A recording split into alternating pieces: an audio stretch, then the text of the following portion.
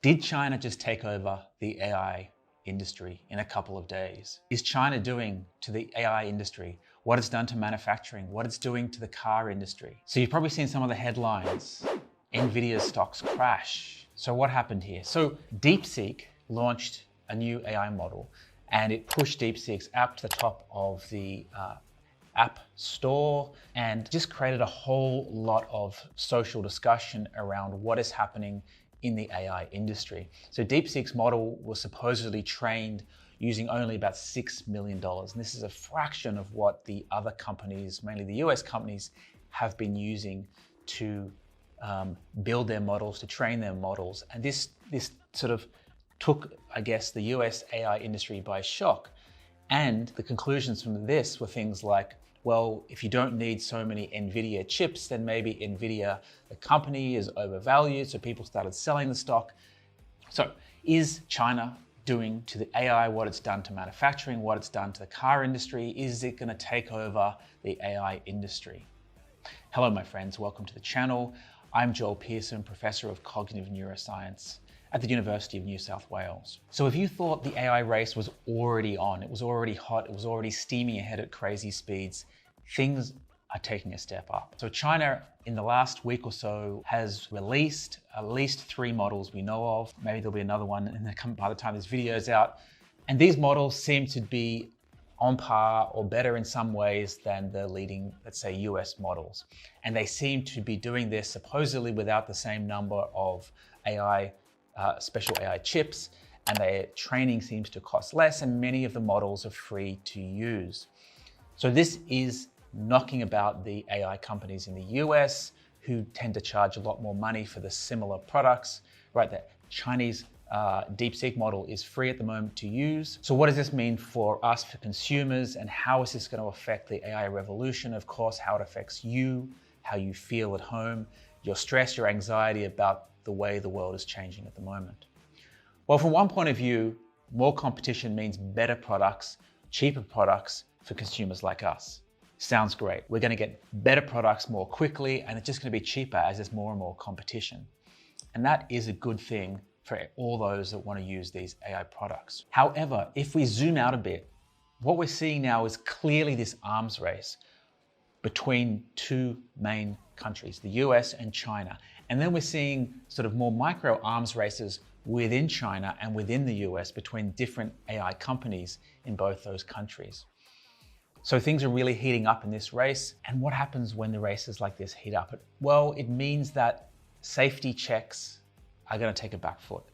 None of these companies are going to sit around waiting for months to do all the safety checks they may have done otherwise when they're on a race, when they're competing against nations, when there's political pressure to push these models out as quickly as possible. We may have unforeseen psychological consequences to some of these apps, the way they're used. It may be easier for people to use them for scams, for other negative things. And more generally speaking, it means this speed of this AI revolution is taking a step up. It was already going crazy fast. You've probably heard me talk in other videos about how the AI revolution is going to induce change in every dimension of our lives. Everything that uses electricity is going to be changed in some fundamental way by AI over the next decade. So what does this mean? It means that the level of uncertainty at home, in the workplace, in companies, the whole economies, geopolitical things is ratcheting up, and it's going to start ratcheting up faster and faster.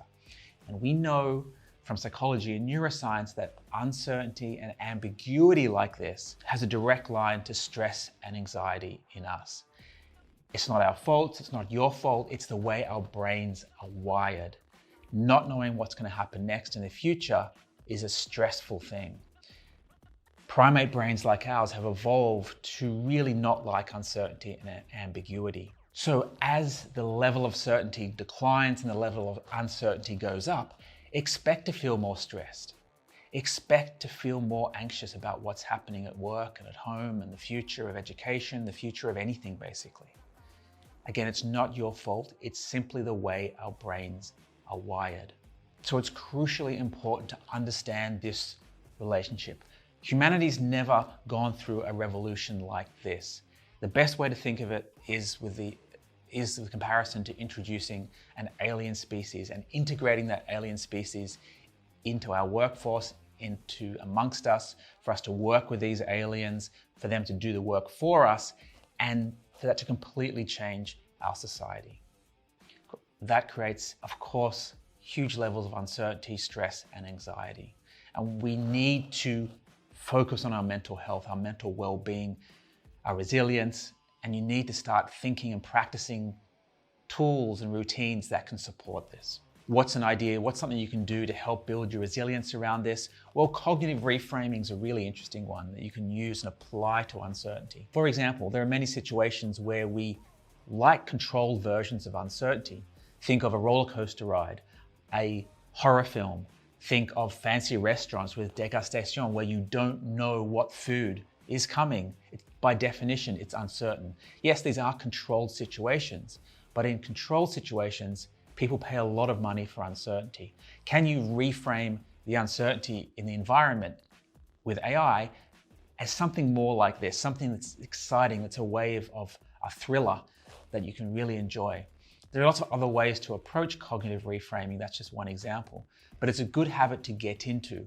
You don't want to wait till things are really peaking in stress and anxiety and try and reframe then. You want to build these habits on a small scale when you're feeling good, so that when the stress and uncertainty really strikes, you have that habit built in. I like to think of dealing with stress and anxiety in sort of two large blocks. One is what you can do in the moment when stress or uncertainty and anxiety strikes, and it may come out of left field. So what can you do? So breathing is a great one. Box breathing is the classic thing where you breathe in, hold your breath, and breathe out in this sort of box shape. That's why it's called box breathing. And sort of count in your mind or count out loud, maybe to 5, 6, or 7 on each part of the breathing. There are other things you can do with just physiological breathing, the stuff that Andrew Huberman talks about. There's meditation, there of course is movement and exercise. And these are things, again, you can do acutely in the moment.